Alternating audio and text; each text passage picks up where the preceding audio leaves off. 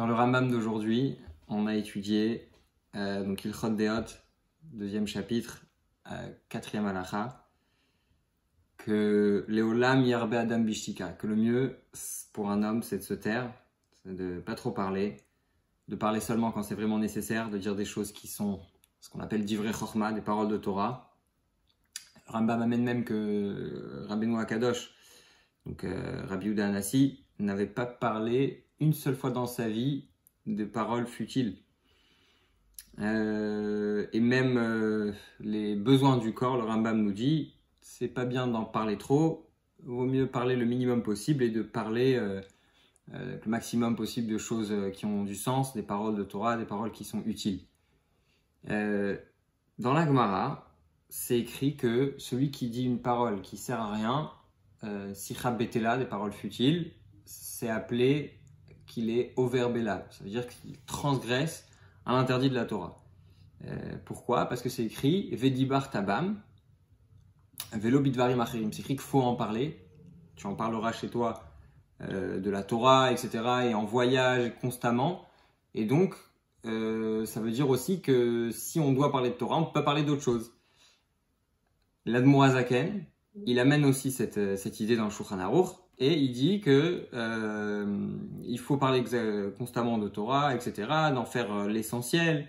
Bien sûr, quand on doit travailler, on peut travailler, c'est juste pour pouvoir gagner sa vie, mais toutes les choses qui servent à rien, ça c'est exclu, c'est assourd, c'est interdit. Il écrit aussi dans un autre endroit, l'Admour Hazaken, dans Orach Chaim, il écrit que celui qui parle sichat roulin vei sichat ayaldut vekalut rosh, donc des paroles que les discussions d'enfants ou de légèreté d'esprit, eh bien il est over, il transgresse un assez, donc une mitzvah de la Torah, comme s'écrit Vedibar Tabam. La question qu'on a quand on lit ça, c'est que le Rambam, lui, il dit pas que c'est transgresser un assez. Si vous regardez la halacha, le Rambam il mentionne pas ce pasouk de la Torah.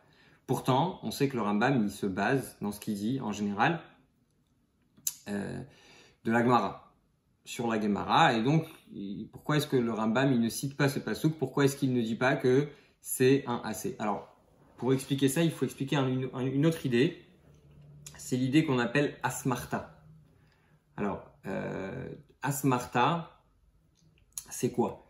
C'est l'idée que parfois dans la Torah, il y a des psukim qui parlent de quelque chose, et les Chachamim ont sorti une halacha, ont sorti une loi qui n'est pas forcément, trouve pas forcément sa source dans la Torah, mais ils ont trouvé quelque chose pour s'appuyer.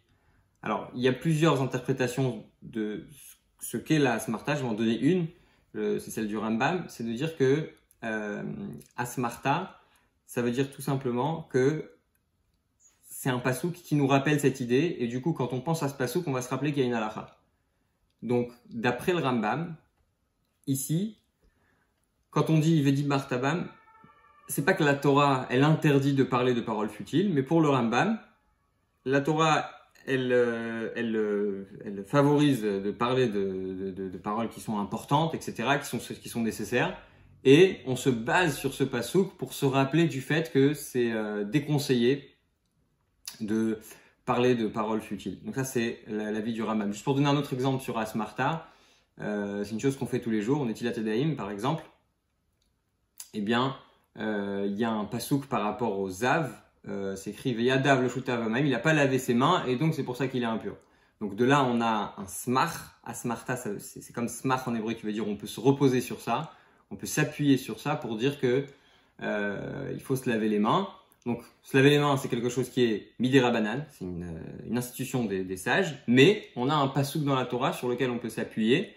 Ça veut dire que c'est un pasouk sur lequel on va s'appuyer pour se rappeler de cette halakha qui reste tout de même un enseignement des sages. Voilà, bonne journée à tous.